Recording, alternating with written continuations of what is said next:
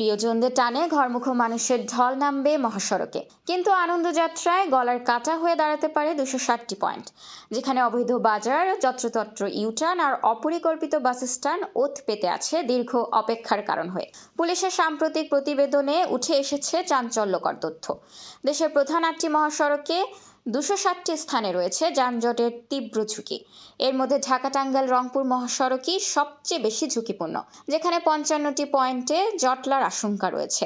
এছাড়া ঢাকা চট্টগ্রাম মহাসড়কে 45টি, ঢাকা সিলেট মহাসড়কে 43টি স্পট চিহ্নিত করা হয়েছে। কেন এই ভোগান্তি? আইন অনুযায়ী মহাসড়কের 10 মিটারের মধ্যে বাজার বসা নিষেধ থাকলেও বাস্তব চিত্র ভিন্ন। ঢাকা ময়মনসিংহ মহাসড়কেই আছে 17টি বাজার। এছাড়া যমুনা সেতুর টোল প্লাজায় ধীরগতি, উল্টো পথে গাড়ি চালানো এবং হাইওয়ের উপর আড়াআড়িভাবে বাস থামিয়ে যাত্রী তোলাকে প্রধান কারণ হিসেবে চিহ্নিত করেছে পুলিশ।